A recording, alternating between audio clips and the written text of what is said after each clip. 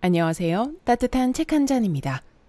요즘 큰 화제가 되고 있는 드라마 은중과 상현을 혹시 보셨나요? 말기암에 걸린 상현이 은중에게 스위스로의 존엄사 여정을 부탁하면서 이야기가 시작되는데요. 사실 이 주제는 우리 사회에서도 점점 더 현실이 되어가고 있습니다. 현재 우리나라에서 연명 의료를 받지 않겠다고 서약한 사람이 이미 300만 명을 넘어섰고 조력 존엄사에 찬성하는 국민 비율은 무려 82%에 이른다고 합니다. 아직 우리나라에서 법적으로 허용되진 않았지만 관련 논의는 계속해서 활발히 이어지고 있죠. 최근 출간된 책 아빠, 당신의 죽음을 허락합니다 역시 이 문제를 깊이 있게 다루고 있습니다. 저자는 스위스에서 의사로서 아버지의 마지막을 조력하며 존엄한 죽음과 삶의 품위에 대한 스토리를 책에 풀어냈는데요. 오늘은 이 책을 통해 우리 모두가 언젠가 마주할 수밖에 없는 죽음과 조력 존엄사에 대해 생각해보는 시간을 가져보려 합니다. 지금부터 책 속으로 들어가 보겠습니다. 엄청난 폭우가 다시 작은 창문을 두드린다. 후드득 후드득, 주르륵 주르륵. 빗방울은 창을 따라 흐르고 내 두 뺨에는 벼랑간 눈물이 왈칵 쏟아진다. 재빨리 눈물을 닦는다. 강해져야 한다. 경찰은 아버지를 잃은 내 슬픔에는 관심이 없을 것이다. 태풍은 언제고 다시 몰아치겠지만 아버지는 다시 돌아올 수 없다. 15g 용량의 SP는 의심할 나위 없는 치사량이다. SP를 복용하면 깊은 수면 상태에서 호흡이 마비되면서 산소 부족으로 심장과 두뇌가 기능을 멈춘다. 이것이 조력 사망 기관 디그니타스의 설명이며 내가 가장 사랑하는 아버지에게 닥친 현실이다. 나는 진실로 원했다. 아버지께서 자연스러운 죽음을 맞이할 때까지 우리 집에서 보살펴 드릴 수 있기를. 그러나 아버지는 간병이 필요한 상황을 원치 않으셨으며 항상 당신 삶의 결정을 당신 스스로 내리고 싶어 하셨다.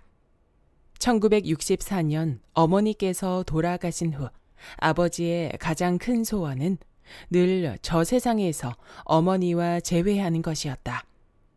아버지는 평생 말씀하셨다. 인생은 짧고 너덜너덜해진 어린애 옷 같은 거야. 하지만 틀렸다. 그분의 인생은 길고도 너덜너덜했다.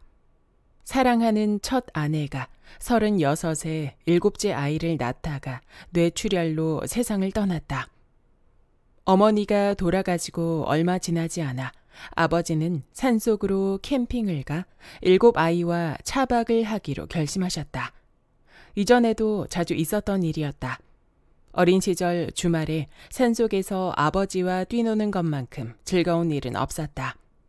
모닥불을 피워놓고 소시지를 구워 먹다가 차에서 잠들고 다음날 아침 새들의 지저귀매에 깨어나 종일 숲속에서 늑대와 아기양 놀이를 했다. 한 명이 늑대가 되고 나머지는 앞사람의 엉덩이를 잡아 아기양 기차를 만들었다. 그러면 늑대는 기차의 꼬리가 된 양을 잡아야 했다. 그런데 그날 아버지께서 유독 숲속으로 챙겨가신 도구가 2개 있었다. 하나는 길게 뻗은 고무 호스였고 다른 하나는 총알이 장전된 소총이었다. 고무 호스를 악기로 쓰거나 소총으로 우리를 보호하려던 것이 아님은 분명했다. 오히려 그 반대였다.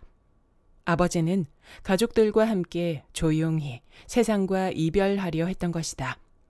우리가 잠들기를 기다려 바로 고무 호스로 차에 배기가스를 채울 계획이었다.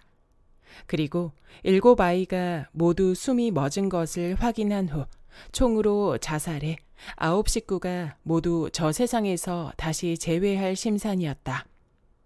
양심의 가책에 시달리던 아버지는 잠자리에 든 아이들에게 모두 엄마에게 가는 것에 동의하냐고 물었다. 그때 한 동생이 말했다. 아빠, 근데 엄마는 이제 구름 너머에 살잖아. 거긴 너무 컴컴하고 추워. 난 새들이 지저귀는 숲속이 좋아. 아버지는 결국 그 계획을 실행에 옮기지 않으셨다. 나중에 아버지께서 이 결정적 밤에 대해 하셨던 말씀이 지금도 생생하게 들리는 것 같다. 그렇게 아버지와 나는 함께 길고 긴 고통의 길에 들어섰다. 아버지의 반복되는 자살 충동, 그리고 그것을 막으려는 나의 노력이 계속 이어졌다. 아버지는 내게 세상 전부였다. 아버지를 잃을지도 모른다는 두려움에 얼마나 괴로워했던가. 제발 떠나지 말라고 아버지께 얼마나 애원했던가. 결국 아버지는 자살을 시도하지 않으셨고 장애와 노환으로 힘겨운 82의 나이에 이르러서야 나는 아버지의 오랜 염원을 이루어드리기로 했다. 아버지의 자발적 조력 사망을 돕기로 마음먹은 것이다. 2004년 11월 2차 뇌졸중이 오기 전까지 아버지는 일주일에 2번 트램을 타고 라이나흐로 가서 조랑말을 타고 오베르빌로 돌아오곤 했다. 아버지의 미니어처 핀서 반려견 보물이와 우리 아이들도 조랑말을 타고 함께 왔다. 그때 나눈 아이들과 즐거운 대화가 아버지께 도움이 됐다. 아이들에게 인정받는 기분도 느꼈고 상쾌한 공기를 마시며 즐겁게 운동도 했기 때문이다. 그러다 찾아온 2차 뇌졸중이 아버지에게서 말을 빼앗아 갔다. 처음에는 아버지의 편측 마비가 많이 악화하지 않아 다행이라고 생각했다. 하지만 글이나 수어를 포함해 모든 언어 표현이 불가능한 실어증이야말로 아버지께 최악의 상황임이 곧 자명해졌다. 6개월에 걸친 집중 언어 치료에도 불구하고 아버지는 정확한 말을 구사하지 못했다. 아니라고 말하고 싶은데 고개를 끄덕일 때도 있었다. 그럴 때면 좁은 우리에 갇힌 고통스러운 사자처럼 절망 속에 부르짖었으며 그 큰 주먹으로 머리를 때리기도 했다. 그러면 나는 적어도 아버지께서 고개를 끄덕였지만 의도는 정반대였다는 것을 알 수 있었다. 그러나 괴로워하는 아버지를 보고만 있기가 견딜 수 없이 힘들어져 갔다. 나는 2005년 3월 28일 아침의 일을 생생히 기억한다. 아버지는 평소처럼 일어나지 않으셨다. 10시가 넘어서까지 기척이 없었고 카나리아 2마리가 아버지의 새장으로 날아들어 오곤 하던 작은 창문도 굳게 닫혀 있었다. 11시쯤 아버지 방으로 들어간 순간 충격에 휩싸였다. 탁자 위, 방바닥, 소파 베드까지 여기저기 빈 약통이 널브러져 있었다. 내가 40년간 두려워한 바로 그 일이 눈앞에서 벌어지고 있었다. 아버지께서 자살을 시도한 것이다. 아버지는 집에 있는 약을 모두 다 섞어서 입에 털어 넣으셨다. 빈 와인병 2개만이 그 일의 증인처럼 탁자 위에 우두커니 놓여 있었다. 상당한 양의 술로 그 많은 알약을 삼키신 것이 분명했다. 그렇게 아버지는 2박 3일 동안 혼수 상태에 빠졌고 나는 자살 시도를 암시하는 모든 증거를 없앴다. 친구나 지인들은 아버지의 뇌졸중이 재발했다고 생각했다. 그런데 사흘째 되는 날 저녁이었다. 아이들이 이미 다 잠들었을 때 아래층에서 익숙한 고함 소리가 들렸다. 우리에 갇혀 절망 속에 고통받는 사자의 울부짖음이었다.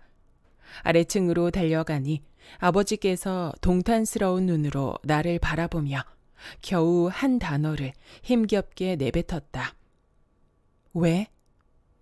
이 왜라는 단어는 내게 깊은 인상을 남겼다. 그때부터 얼마나 많이 자문했던가. 도대체 왜 이래야만 하는가? 왜 사람이 이토록 고통받아야 하는가? 왜 아버지는 아무리 간절히 원해도 세상을 떠날 수 없는가? 바로 이 왜라는 절망스러운 질문이 나를 엑시트로 이끌었다. 아버지의 경우도 조력 사망 조건에 부합하는지 엑시트에 문의해보기로 결심한 것도 그때였다. 2005년 5월 3일 아침은 눈부시게 화창했다. 하지만 오후에는 폭풍우를 예보하고 있었다. 세 아이 모두 밝은 모습으로 등교한 것이 놀라웠다. 늦은 오후 학교에서 돌아올 때쯤이면 할아버지는 마지막 소원을 이루셨을 것이다. 이웃에서 우리 집 사정을 알고 아이들에게 점심을 주기로 했다. 이제 내가 아버지를 뵈러 가야 할 차례였다. 아버지의 눈은 빛나고 있었다. 창을 통해 쏟아져 들어와 방 안 가득 찬 어둠을 따뜻한 황금빛으로 바꿔준 그날의 햇살처럼 밝게 빛났다.